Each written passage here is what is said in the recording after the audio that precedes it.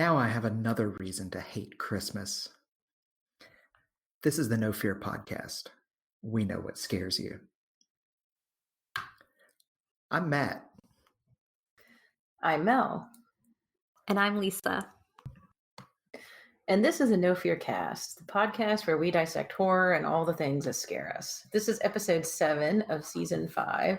It's Christmas, so we are watching Gremlins. We promise we will return to our Bly Manor watch after this episode, but we just couldn't help but indulge in a Gremlins rewatch. 'Tis the season, after all.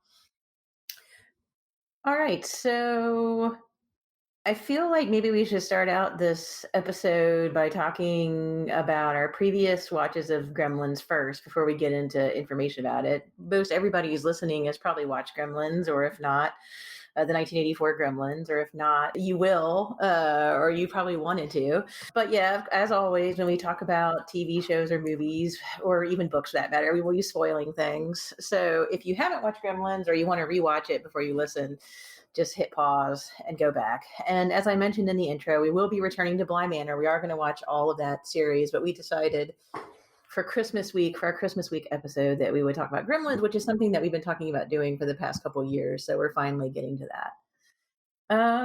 Let me see. It's very hard for me to remember the first time I saw Gremlins. Let's see. Gremlins came out in 1984.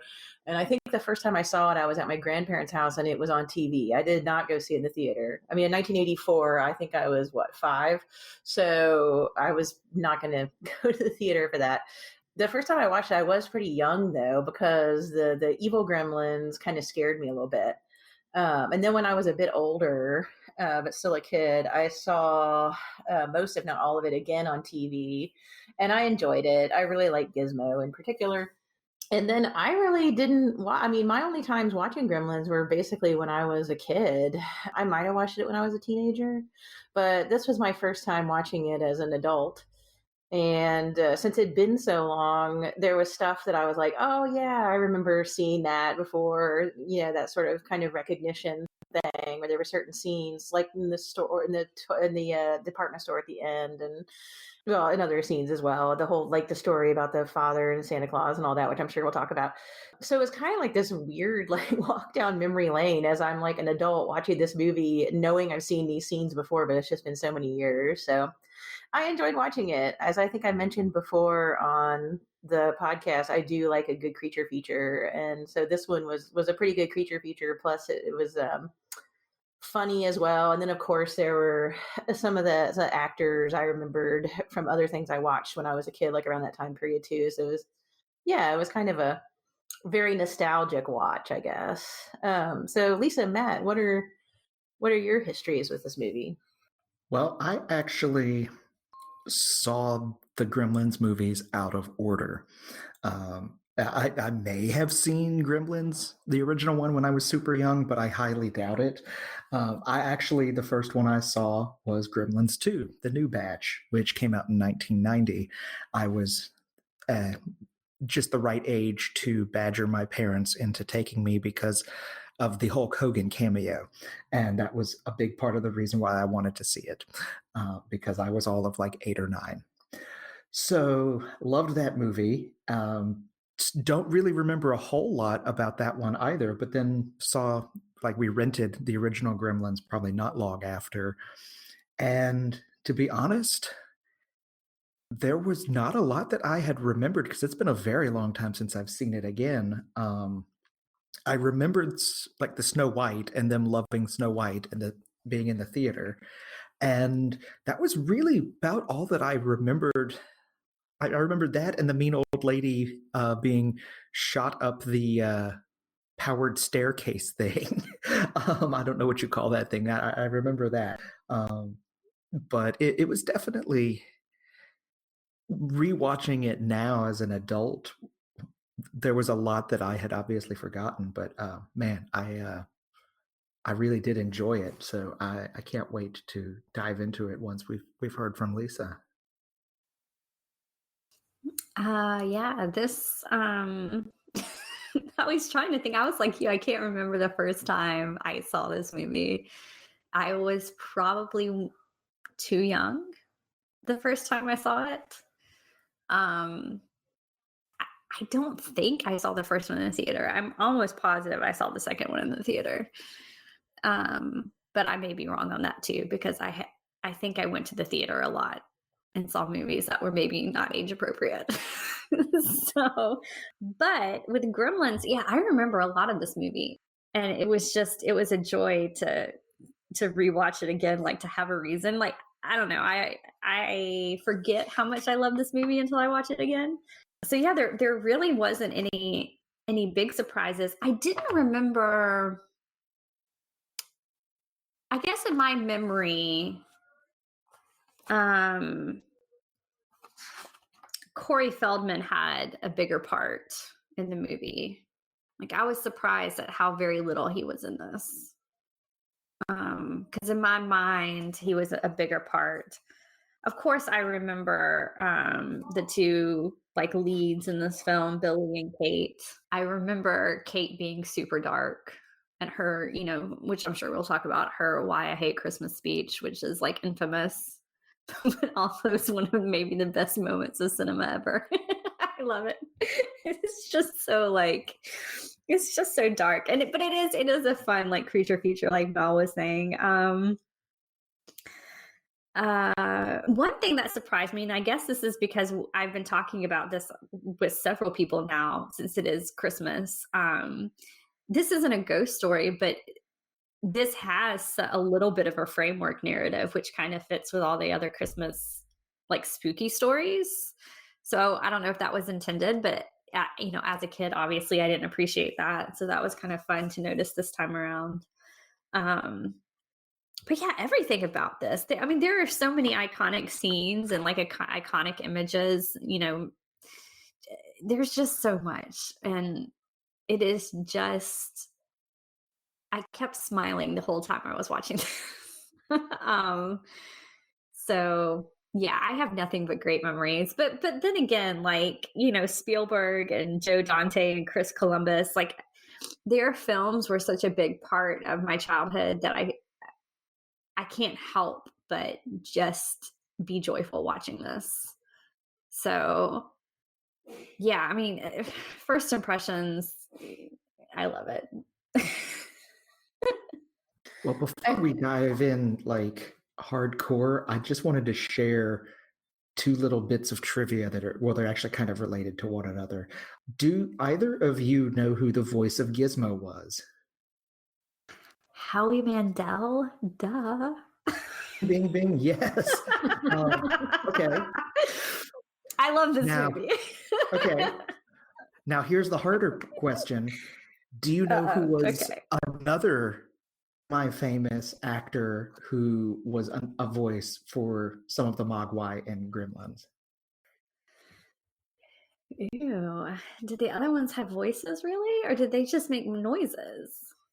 Well, they did speak some. I guess Stripe made some noises, didn't he? He did, and they did talk some, like in the movie theater when they're talking about Milk Duds and Yum Yum and those sorts of things, and just the laughter, the crazy laughter. Okay, you probably will never guess it. It's Michael Winslow, the guy best known from Police Academy for being the sound effect guy who makes all the noises with his mouth. Huh. Well, that makes sense. Doesn't it? No, I would not have guessed it, but it would make sense. That's why I did say another semi-famous actor. Oh, that's cool. Yeah. So anyway, I wanted to share that. I figured one or both of you would have known about Howie Mandel. I don't know if our listeners did or not, but the Michael Winslow one, that one was a surprise to me when I looked at it on IMDb earlier today. So I just wanted to share that. Oh, that's neat. Now I'm looking it up, and I'm noticing a few other names too. It looks like there are several like voice actors who did the voices. It looks like one guy who did Porky Pig's voice was also one. Oh, and the guy, Fred Newman, who was on the Mickey Mouse Club when it was on during the 90s. Oh. So for Disney nerds out there, that name might mean something. That's pretty cool. I'm glad you pointed us down that road. Mel, I think you were about to say something before I jumped in there with that. So I want to make sure you have a chance to start us off proper. Oh no, I think I was just about to say that I feel like I appreciate this movie a little bit more as an adult than I did as a kid, perhaps. So that was what I was thinking. Maybe like the humor, maybe in some spots. I can definitely agree with you on that. I definitely feel like this is one of those movies where, like, watching it now, I'm shocked that it had a PG rating. This would easily have been PG-13 if it came out now. But like the fact that it was pretty much marketed as a kids movie, and Steven Spielberg was the executive producer, and like watching, I was like, wow, this is really dark for a kids movie. This is like, an 80s kids movie, because they had some darkness to them that you don't always see these days. Not saying that today's kids movies don't also have some darker moments. I'm thinking of some of the Toy Story movies and just Pixar movies in general. But yeah, like I was watching it now, I was like, wow, that's pretty dark. And adult me loved it though, so that's a good thing. Yeah, well, you can just tell that there was such a joy for like this type of movie when they were making it, because the script, and this is things I didn't obviously appreciate when I was a child. I mean, I loved the way the Gremlins looked. I loved the way the Gremlins died. I loved the way just people died in this film. I will never ever get over the gremlin in the microwave. That will forever be my favorite kill, I think, on screen ever. I loved it as a kid. I love it now. It was just me watching it. But now looking at it and seeing it, like, there were so many fun throwbacks to just like, it feels like a movie lover's movie, because like Matt, you mentioned the Snow White movies scene where they're all like singing Hi Ho, which was really cute. But then like at the very beginning, when Billy is like running through town and he passes by the vet and he says, "Hi, Dr. Moreau." And then later when they do like a pan across the kind of small town, like downtown storefronts, they go over and it shows the veterinarian's door and it has Dr. Moreau written on it, which, just little things like that make me happy, because I thought there's no real need for that to be in the film, but it's fun. Or even like the fact that they kept having It's a Wonderful Life on television, and their town was like Kingston Falls. So it was like this almost perfect small town, but like not, it was like just off, which I kind of appreciated. Or like having Invasion of the Body Snatchers at one point on the television, right before we learn about the pupil stage coming out. That, just little touches like that are fun. And also how great, I don't think I appreciated, Matt, you mentioned this, so we might have to talk about her, but Mrs. Deagle, I don't think I appreciated as a kid about what a great character she was, because I was like you. I think I just remembered the fact that she died on that stair, that stair lift, which is another death that I love. But she was practically a throwback to the Wicked Witch from Wizard of Oz. Yes, I did not realize that. Like, I didn't. Even down to the "I'll get your dog" kind of thing. Yes. Which again, with the dark humor, like, she doesn't just say "I'll get your dog." She says, "I'll put your dog in a dryer and turn it on high heat." Like, that's really messed up. She said she wanted the dog to have a slow, painful death. So yeah, she was absolutely the witch from the Wizard of Oz, which was, again, that had to have been intentional, the way, because you were right, they even crafted some of her speech that way. And even the fact that when she when the gremlins like attack her house and they're going to throw, she thinks it's carolers at the door, and she comes out with water and just full on throws water before she even like looks out the door. And you just think about just how mean of a person, it's like, it's not even just, she takes grouchy to another level. You know what I mean? Like just to hate humanity that much. It's pretty impressive. She's also a really interesting Scrooge character, I thought, because she is evicting everybody at the beginning of the movie, and the house that she lives in. So it was a really interesting mixing of those two, like the Wicked Witch of the West, but also a Scrooge part, a Scrooge tangent, I guess, Scrooge aspect. I'm not sure how you'd word it. A Scrooge who absolutely learns nothing through her ordeal. I mean, she's allowed to be nasty through the whole thing, and she's not gonna, I have a feeling even if she survived the chair incident, I don't think she'd be, going to anybody's house and saying, okay, I forgive your your rent this month. No, she was nasty to the core, and I kind of enjoyed that. She was a good villain. She was. And like, I guess 80s trivia, she played Flo in Alice, which was, that was a sitcom that I watched a lot when I was a kid. So she was definitely yes.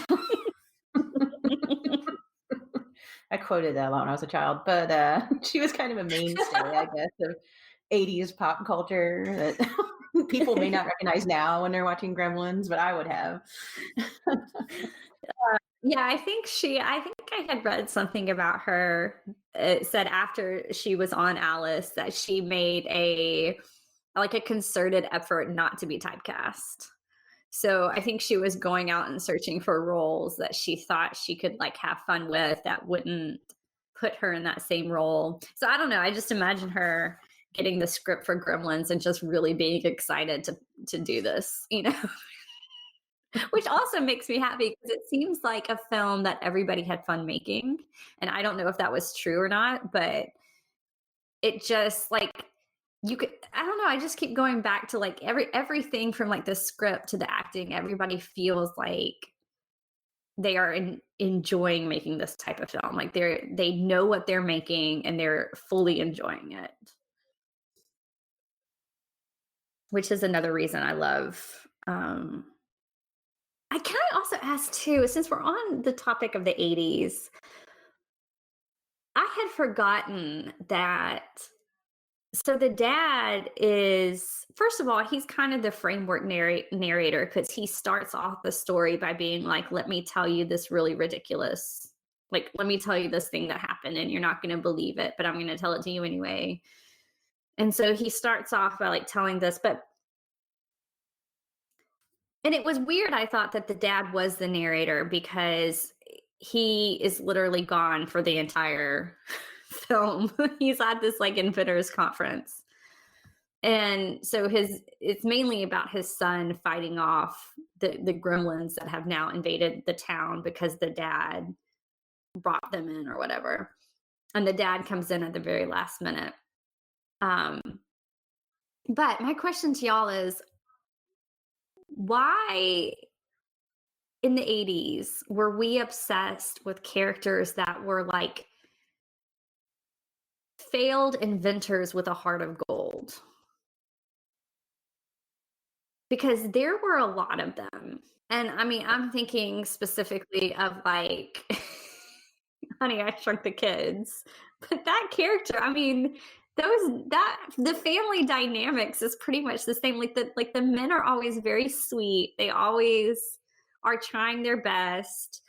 They keep inventing things that are failing. Then their poor wives are like in the kitchens trying to use the inventions that their husbands make to make their life easier, but they're clearly making things harder. I don't know. It's just, we did a lot with that trope in the 80s and early 90s. Well, not just Honey, I Shrunk the Kids, but even Doc Brown from Back to the Future. I mean, he didn't have the wife that was Harry, but another failed inventor with a heart of gold. Same Just to character. throw that We out had the there. kid version in the Goonies. Yes, the Goonies, and his dad too. They were both. Yeah. I don't know. I just, it's funny because you see that and you think, oh, okay, and I guess one of his inventions does kill one of his invention kills the first gremlin when the mom like blends it up in the blender and sends the green goo everywhere. But I don't know. It was one of those things that you're like, oh, okay, that's going to come back at some point. Like Dad's going to come in with an invention and save the day, but he really doesn't. No, and you're right. And I thought, yeah, it even feels like a superfluous kind of point to the plot. Like, not to say that I don't like it being there. I have no problem with it, but it really doesn't do anything specific for the plot. I mean, he could have just been, a failed, mediocre businessman, a Willy Loman kind of character, a traveling salesman who's, not very good at it. John Candy a la Planes, Trains, and Automobiles. So I don't know why they put that in there. I like it. I mean, I like seeing his inventions and the inventions not working, but it didn't really strike me as one of those necessary plot points because it doesn't like she could have just put the gremlin in a regular blender, not instead of a giant blender. Right. Yeah. Well, yeah, it was just and I mean, he made that point out, like he had the conversation with his son at one point when they realized that water will multiply them.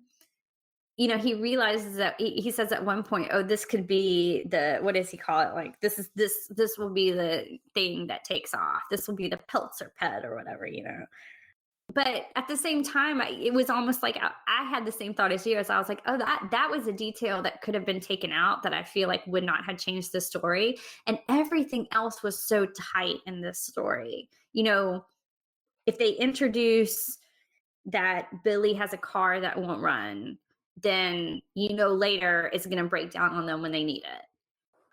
The sword on the wall that kept falling. The dad does come in at one point and grabs the sword off the wall and is able to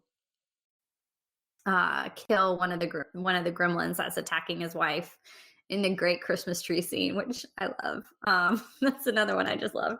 But yeah, everything has like everything, if it's introduced at some point, it's going to come back in the story in some shape. And it all ties very well together. Even the old man and his snow plow, where he has the realization that there really were gremlins in his machinery, but he realizes it like at the last moment of his life, which is kind of one of those like super dark comedy moments, but also tragic. But yeah, that was just one of those things that I noticed on this viewing where I was just like, I really think you could take out that detail and it wouldn't change the story. But like you, Matt, it doesn't bother me that it's there. Like I kind of enjoy it. I kind of like looking at I was looking at that little coffee maker his wife was struggling with and wondering if he invented like the proto like pod coffee machine, like maybe that's what happened to him after that is he fixed that, because that's what it looked like in 84. It looked like this little single serve like pod coffee machine. But I don't know, it was just that was just something I noticed looking back on it now, that I was like, man, in the 80s we loved that. We really, really adored our inventors. I want to take a quick detour back to something that you had said as well, because when we were talking about the references to other movies and how this is kind of a movie maker's movie. There were scenes in the background when the dad is calling from his inventors convention that you may have noticed the robot from Lost in Space that was talking on the phone, but did either of you notice the time machine from H.G. Wells' Time Machine? Yes. and the fact that it clearly disappeared, went back in time. I had to pause the I mean, movie. I was laughing at it so hard. this is what I mean, though. Like everything, it's hard to talk about this movie because I'm like, everything feels iconic to me and everything feels like joyous to watch, you know? Oh, man. I was kind of torn about the father's character at that point. Like him being the inventor didn't really bother me in the beginning. I just thought it was must be part of the comic relief and it would give things to kill the gremlins with. I totally see what you're saying. That it kind of is a cliche, but I'm not sure why. But when he went to the convention, what was going on in the background there was awesome. And I was laughing at it. And of course, then, one of the articles that you pointed us to, Lisa, talks about some of the cameos that went on during that scene as well. And it is kind of funny that he's just telling him about this boring conference he's at while they're like fighting these gremlin things. But that was the part where his invention shtick was kind of jarring to me because he doesn't fit in it. He goes to his inventor's conference because he's an inventor. And then we realize that, all his inventions, like, not only do they not work, but they're not anything like the other inventions, like, the time machine and the robot. And he talks about how everything is way beyond him and he probably shouldn't have come because it's not helping him. So yeah, he's not just a failed inventor with a heart of gold, but he's also like out of his time. He's an anachronism. And that kind of threw me off because, yeah, I mean, everybody knows his voice just as a person in other movies from the 60s, 70s, and the early 80s. He's a great pick for narrator, but just his voice is kind of something out of like a noir as he narrates. The way he dresses is slightly off from, but you don't realize that till he gets out of the small town and goes to the big convention, that he's just not like anybody else. And even the things he makes are like throwbacks, because everybody else is like getting into, I guess, computers and technology. I mean, that's one of the things that was going on in the 80s is these the leaps in technology that we're talking about now were kind of starting to take off from work that had been done post World War II. So it was that kind of threw me off. I was like, if he's just an inventor whose inventions fail and he's a nice guy, good dad, whatever, protects Barney, that's good. I didn't want anything bad to happen to Barney. That's great. But when you went to the convention and you find out that he's like this, he's like out of time, like everybody else is doing stuff way more advanced than him. It made me wonder why they made that choice more than I had before, if that makes sense. Like that whole town just seems like it's a blast from the past when you see what's going on at the convention that he goes to. So I don't know if that's supposed to play up the isolation of the town, or like the nostalgia factor of the town, to do It's a Wonderful Life. But while the scene was fun, I was kind of like, okay, what's going on with the father and his 1950s inventions here? Yeah. That is interesting. Well, I mean, I don't know if it was something we were supposed to feel maybe towards Billy a little bit, because you're right. The father does seem, if not anachronistic, then out of his league. When you have a time machine that is disappearing behind him and he is trying to sell the bathroom buddy that doesn't even work. Precisely. Yeah. And you're I mean, the whole time I was looking at that and I was like, why wouldn't you just carry a little kit bag with you? Like that big clunker brick of a thing is not easier. And it was sad, I think, especially when he was talking to his son about like what happened. He was like, what happens when you go to a meeting and you realize you haven't shaved and then you're out of luck? And I thought, well, not really. I mean, you just go into the meeting and you don't shave. But I wonder, because this was one of those things where, because with Billy, they had brought in sort of kind of a rival for him at the bank with the Judge Reinhold character. And I wondered, because I was surprised it wasn't fleshed out more. But I wondered if, like, because Billy's still, like, he works at the bank, but he's down on his luck. He's still living with his parents. He has a car that doesn't work. And then he's got this dog that's just causing trouble for him all around. he's trying to sneak the dog into work, and then the old witch of the town wants to kill the dog, and then you have this character,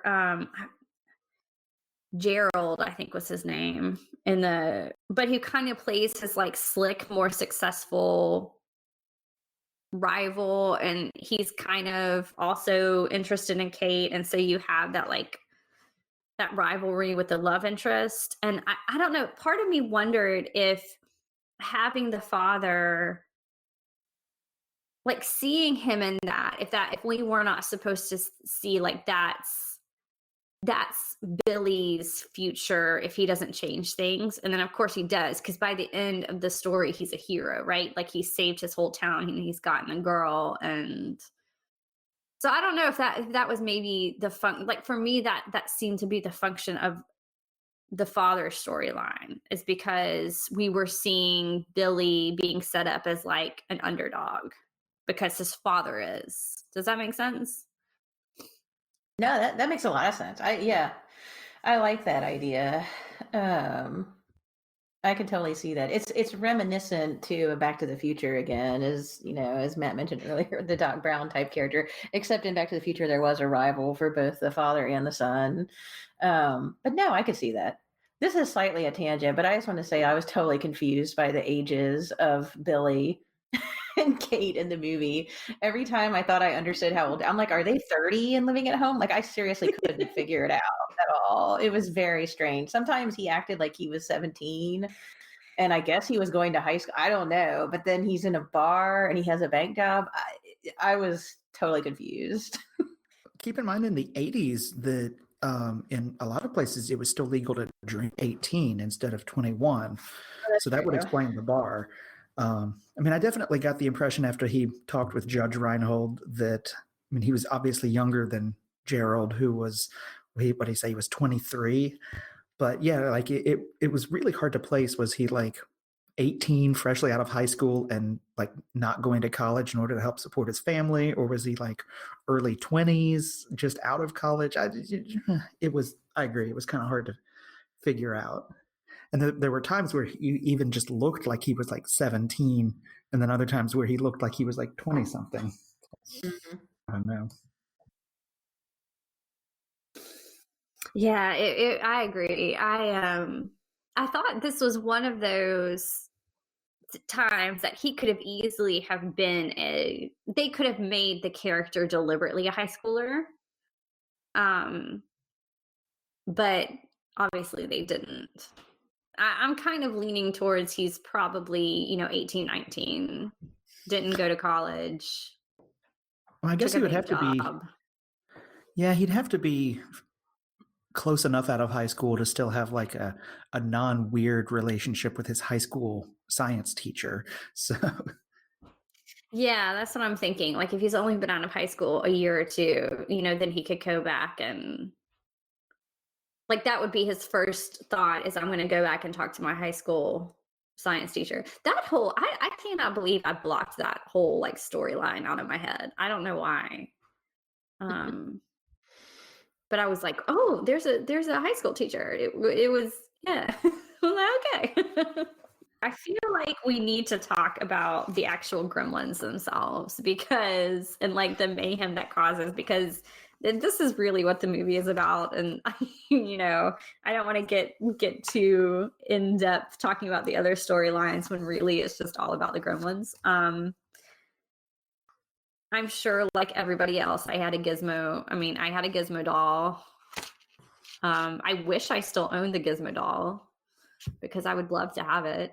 But I don't have it anymore. But yeah, they're just so cute. And how can you not love them?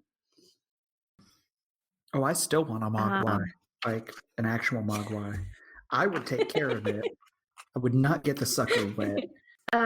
This was the other thing. So I remembered this. Okay, obviously everybody remembers the rules, right? No bright light, sunlight can kill them. Don't get them wet, and never, ever, ever feed them after midnight. And number 3 is the most important rule. So that stuck with me from childhood. It also stuck with me that they got wet the first time because of the water that was in the like paintbrushes they set Billy up to be like this artist, a good artist, because he's drawing and painting at one point, and the Corey Feldman's character accidentally knocks it over, and so I remembered that part. But this was one of the parts that I did not remember, is that when he feeds them after midnight, I remember in my memory the clock had stopped, and so he didn't realize he was feeding them after midnight. I did not remember that the Mogwai themselves had like stopped the clock, had like gnawed their way through the wiring, and they're sneaky little things. Yeah, I'd forgotten that too. And yes, they are sneaky little things. Like, especially, I mean, Stripe, he's clearly he's the bad leader. He's got the mohawk. I mean, but I don't know. Should we talk? I don't know. Which one do you want to talk about first? I guess we talk about when they attack the mom, because that's the first real scene of mayhem that we get, is the mom in the kitchen. Well, I forgot how quick and fast, like, she dispatches like 3 of them within 5 minutes. Like, it's pretty amazing. So, like blender, microwave, and then I don't remember how she killed the third one, and then there was the fourth in the Christmas tree. Stabbed. That's right, she stabbed him. She kills it with a knife. She has a knife in her hand, which she correct. uses an incredibly large knife icing cookies. I just want to throw that out there. Like, it was basically a butcher sitting knife there. kind of thing. Yes, she is icing her gingerbread men, and she just has an impressive butcher knife out, just lying next to her, which she was using for some reason. When she goes I thought the same thing. She takes 2 knives. She has a knife in each hand. Yes, I did notice that. Yeah, I was counting them because I was like, wait a minute, we're only like halfway. She just killed 3. And at that point, there were only, I think, 6 gremlins, because there were 5 at home, and then there was the one at the school. And I was just like, I couldn't, but I had forgotten about the YMCA pool scene, which was another wonderful scene.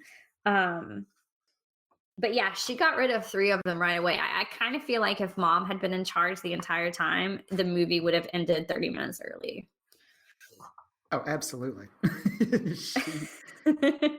She took nothing from because she actually kills 4 of them, because the 4th one is hiding in the tree, which, we just got done talking about our when nature attacks kind of eco-gothic, and I thought that was a perfect scene. We should have talked about that in the series, because it mimics, and this is again the tight writing of the script that I love.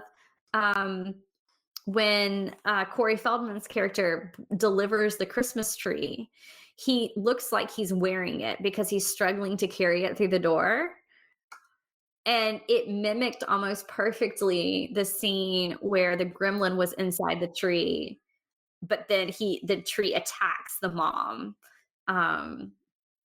It was just brilliant. But I also loved that scene too, because I thought, what a perfect way to make like a Christmas horror movie, by having a Christmas tree attack a mother right after she's finished creating cookies. Like, there couldn't. Oh, and at the same time, the music that was playing. Do you hear what I hear? It was perfect.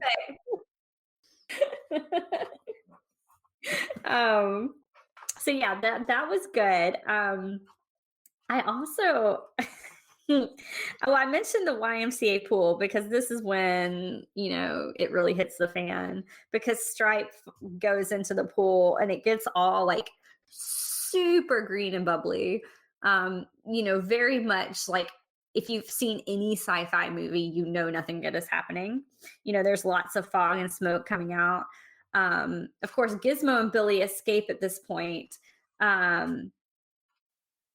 because they know what's happening, and Stripe spawns a whole army of them. Basically, this is when they go and get Miss Deagle, This is when the fun antics really start, I think, happening, because up until this point they're just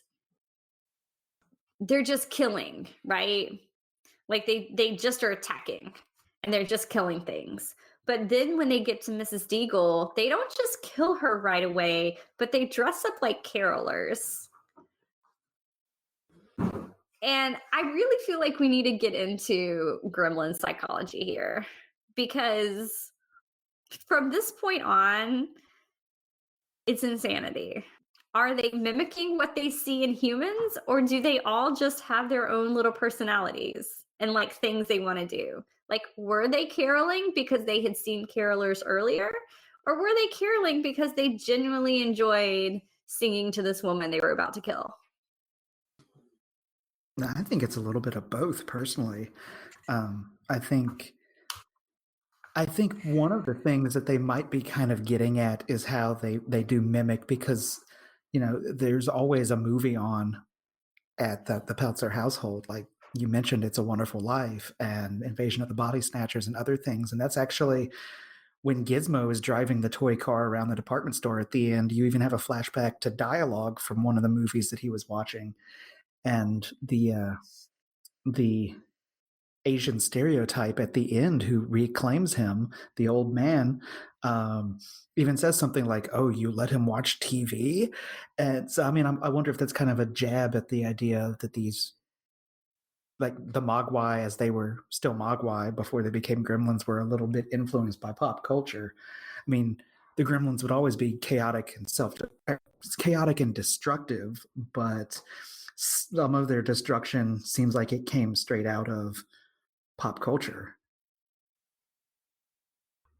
That makes a lot of sense. And before we get to the bar scene, because that's where I think we really start to see kind of what we're talking about, these like pop culture-y influenced gremlins, and really the super fun part of the movie, I think.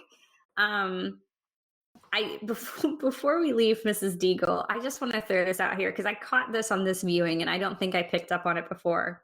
When the gremlins are attacking and she realizes they're after her and she goes and gets on the stair lift, she says, "They've come for me. I'm not ready yet. I'm not ready yet."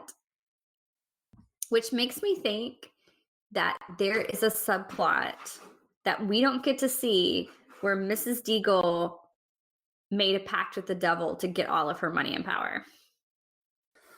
Well, according to the director, the original rough cut was like 2 hours and 45 minutes. So,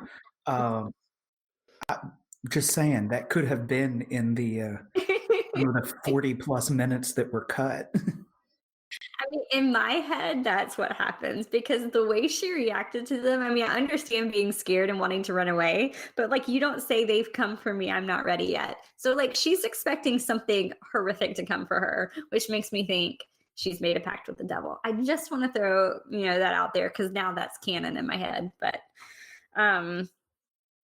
we also have the gremlins attacking Santa right after that. And that's when the cops drive away. And then we have on the radio, we hear Rockin' Ricky talking about all the, quote, Orson Welles crap that he's hearing. Because that's, I guess, one of the funny jabs is that nobody believes this is happening. But let's talk about the bar scene, because there were so many good gremlins in this. And I know we're just getting ready, because at some point we're going to have to talk about Gremlins 2, and they really have fun with it in Gremlins 2. But let's talk about the gremlins in the bar. I have my favorite out of all of them. I'm curious, Matt and Mel, do you have your favorite gremlin in this scene? I think I was just so shocked that they had found firearms somewhere that it was difficult for me to focus on what they were mimicking. Though the poker game cracked me up, like straight out of a mafia movie. Yeah, I think the poker line too. Well, I mean, there was a lot of them. Number one, I was getting tickled that Kate was just serving them. I guess she knew that that would keep them calm, because she just kept giving them beer and popcorn, and I was just like, oh, she's just like handling things so well. Anyway, so I had noticed the ones playing poker, and there were ones playing video games too. There was the Flasher Gremlin. I don't know if you remember him. There was a Flashdance one who was in full leg warmers doing a dance, which I looked it up because I couldn't remember, but Flashdance came out a year before, so that would make sense. My favorite one was, it was like the one sitting to himself at the table. It was like he was in a noir movie in like a jazz club, and he had the hat and he had a cigarette, and he was just like very coolly smoking his cigarette and just watching all the mayhem around him. And I thought, I don't know what that Gremlin story is, but I love him. And I'm guessing now that our theory is that they're just kind of absorbing everything around him, that he must have seen, a whole lot of these black and white noir movies. Oh, he watched the Maltese Falcon for sure. Totally. That's what I'm imagining. He was definitely like a Bogart gremlin. But then, and this is just where this movie tickles me to no end. Another gremlin comes up with two puppets on his hands and just starts putting on this puppet show. And the camera just kind of takes it in for a minute, and then that whole scene is so chaotic, and it's supposed to be so chaotic. But at the same time, when you really stop and look at what's happening, it's just wonderful. And I can only imagine what it was like for the people not only just creating those puppets, but the ones who were coming up with the different ideas for it. Here are the video games gremlins, and here are the poker gremlins, and here's the Flashdance gremlins, and here's the drunk gremlin, and here's the noir gremlin. I loved it. I really, really, really, truly love it. That scene was just, and nothing really violent happens in that scene. It's just, like you said, it's just pure chaos. And that's kind of what the gremlins are there to do. They're just there to produce chaos. And of course, right after this, Billy comes and gets Kate, and they run away. And she gives her speech, which I guess we're going to have to talk about at some point. So we might as well talk about her speech now. Okay, so this is, I feel like, what everybody remembers from Gremlins. Now, Kate had already shown us that she is super dark. Right before Billy asks her out, she says she hates the holidays, and she hates Christmas, and she gets mad when people say she has to like Christmas, because she's kind of like, why? If somebody says they don't like Thanksgiving, it's perfectly acceptable. She's getting kind of, as she says, grumpy about it. But she also says the line, and I forgot, and again, Matt, you reiterated this, that it was a children's movie, or at least marketed in some way towards children. I feel like it was more of a I don't know. Anyway, she says the line, while some people are opening presents, other people are opening their wrists. Which I was just like, oh, yeah, it is dark. She has got a very dark soul. And anyway, it mirrors her Christmas speech, because she gives the famous speech to him about why she doesn't like Christmas. She finally opens up, this is why. You want to know why I hate Christmas? This is why I hate Christmas. When I was 9 years old, it was Christmas Eve. I was decorating the tree with my mom, and we were waiting for my dad to come home from work, except Dad never comes home. Christmas Day comes and goes. Dad hasn't come home. We wait. 3 or 4 days later, we still don't know where Dad is. it is very cold. It is snowing outside. So she, not her mom, she goes to light a fire in the fireplace and notices a horrendous stench coming from the fireplace. They call the fire department to pull out whatever dead animal is in there. They're thinking maybe it's a bird that got trapped, maybe a cat because it stinks really bad. But no, it's Dad. Dad is in their chimney dressed in a Santa suit. He had wanted to come down on Christmas Eve with presents to surprise his family. And as it turns out, he slipped, fell, broke his neck, died instantly, and had been sitting there in their chimney for 4 days without them knowing. And then she says, "That's how I found out there was no Santa Claus." Like, I probably could have repeated that entire speech to you from when I was a child. And it was just the speech from Gremlins. And I don't think I fully appreciated it until I was adult. And I was like, that is one of the darkest things I think has ever been written that I've ever heard. And yet it's been such a fun movie. Anyway, I don't know what your thoughts are on this speech, but I'd love to hear them. It's the most gothic Christmas ever. I mean, like you Yes. would have an uncanny Santa. That's the way someone doesn't realize that Santa's not real. And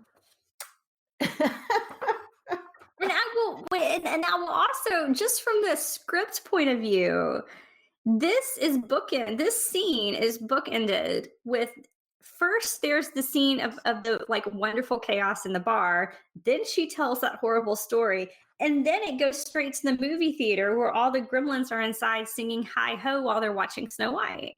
So it's like, woohoo, fun and games, fun chaos, this is a blast, this is super dark, woohoo, we're having fun again. It is just such a strange rhythm.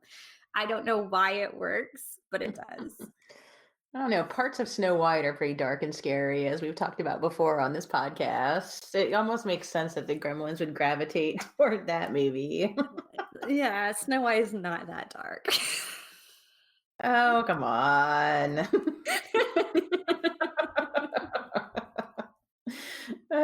least they weren't Matt, what do you think? So. Yeah, I love the darkness, and I love the speech. And I know I said at the beginning of the episode about how this I was shocked that this movie was PG, but this was one of the examples that was used to create the PG-13 rating. So PG-13 didn't actually exist before Gremlins. So just more trivia to throw out there. And I dare say it was not just the violence, but probably just the overall tonal darkness that you've pointed out with the speech, because it kind of comes out of nowhere, where you have this love interest for Billy, who seems like, sweet all-American girl next door, who's talking about how people open up their wrists around Christmas time, and then tells this horrifically dark story about how her father died and she realized that there was no Santa at the exact same time. And I mean, that's just it's crazy. And I love it. I mean, I'm kind of laughing here now thinking about it, because it's one of those things that your reaction is either to your jaw hits the floor, or you laugh out of sheer awkwardness at the darkness. And I love the speech. It's so great. It's an interesting way, I think. I mean, obviously, this is a comedy, it's a creature feature. I'm not saying it's like philosophy or something, but she is also kind of voicing the alternate interpretation of Christmas, which is, we're kind of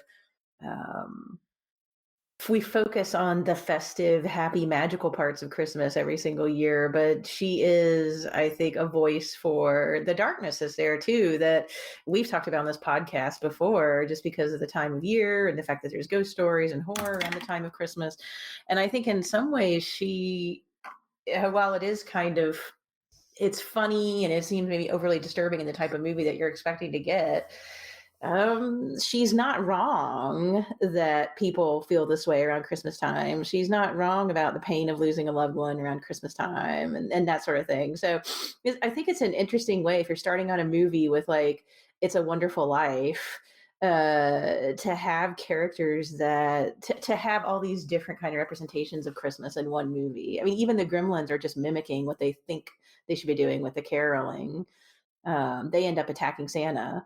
So the whole movie kind of has all these different pop culture layers to Christmas and how we celebrate or how we represent it. And maybe she's just kind of given a voice to and just another experience of Christmas that goes against the pop culture lens that she's being forced to look at it through. And now I don't want to make Gremlins seem like super serious. It's in some ways, but I thought that was interesting, putting both those interpretations of Christmas into one movie.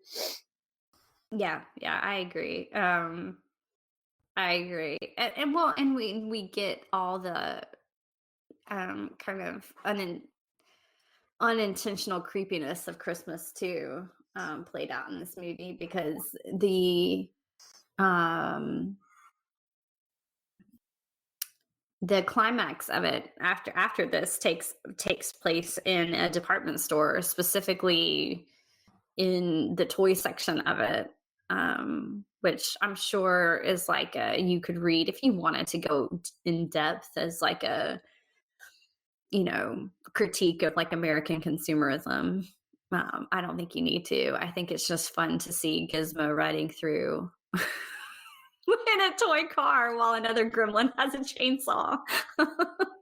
Again, it's a fun visual. It's just something fun to look at. But that kind of fits with the moral that we get at the very, very end when Matt, as you said, the stereotyped Asian man shows back up, which was another thing the 80s loved. But Spielberg, I did notice in this, kind of he always said that, or I had read an interview that said he believed a big blockbuster movie needed an explosion at the end. And, they certainly blew things up in this movie. So I was pleased to see that. They blew up the movie theater, which is so meta. It is. With movies throughout the entire movie. Wait until you see Gremlins 2, Mel.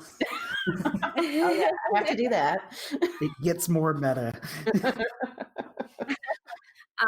Well, yeah, because that would have worked had Stripe not been running across the street to the candy. Again, is that like need to consume, right? I do want to talk a little bit about Stripe's death when he finally does die. When Gizmo's, it's so sad. Gizmo hurts himself a little bit, but when Gizmo manages to open the roof for the light to come through, watching Stripe die in the sunlight, on one hand, you knew it had to happen because we needed an end to this movie, and he was the big bad, and he had to go. But the way they did it, like watching him, first kind of bleed out this like green and yellow goo, and then kind of melts away. But then he's finally this like weird gremlin skeleton laying there. I don't know. It reminded me of like the best vampire movies, when the big bad vampire finally sees the sun. It was, I thought that was a nicely done death scene. It was fitting for a villain, I thought. Yeah, I agree. Oh, and it went on an appropriately long amount of time too, so you weren't 100% sure if he was fully gone, which you always need to do. Right. Yeah. Well, we got to leave the room open for Gremlins too. And now apparently a Gremlins 3. So that might be on the horizon, I guess. There's been talk. But I'm sure now that we've watched this, we've got to watch Gremlins too. So I'm throwing that out there because I think Matt and I have both agreed we must make Mel watch it. I'm shocked. There's just no way around it. Katie's childhood without seeing both Gremlins movies. And I know you saw the first one, but how you escaped the second one, I don't know. I'm not sure. Yeah. I don't think I watched it. Maybe I'll start watching it and be reminded of having seen it at some point. But I do not. The pictures I've seen and reading articles for this episode of what you guys have told me about it, it sounds like I would like to go back in time and watch it. But I'm definitely I don't willing to think watch you'd forget now. it. It seems I don't think like you'd forget Gremlins I too. don't think I would forget Hulk Hogan appearing with Gremlins. Well, it's just a brief cameo, but All right, well, that is solved. We're going to make Mel watch Gremlins 2. So be looking for that. We're gonna continue our watch through of Bly Manor, but at some point we are gonna we're gonna make Mel watch Gremlins 2 because we'll revoke her 80s card if that does not happen. But, as always, we'd love to hear from you, our listeners. I'm sure you have had, fun listening to this. Hopefully y'all went back and rewatched Gremlins 2 while you were, or before you listened to this. If not, I suggest it. It's so much fun. But if you do reach out to us on social media, we'd love to hear what you think. We're at No Fear Cast on Twitter and Instagram. We also have a Facebook page. If you'd like to contact us by email, you can do that at nofearcast@gmail.com. If you love what we're doing, consider supporting us on Patreon. Over on Patreon, we give mini episodes on the weeks that these main episodes do not release. So it's extra content. It's kind of like just paying for some bonus content, but it also just really helps us because we could not do what we do without that. If that's not possible, we completely understand. Money is tight for everybody right now, but what you can do that's completely free to you is rate and review us on whatever podcast app you listen to us on. It is, again, free for you, but it does help other listeners find us. So even if you just do something short, that's fine. It does not have to be elaborate. Thanks for listening, and we will be back in 2 weeks with a brand new episode.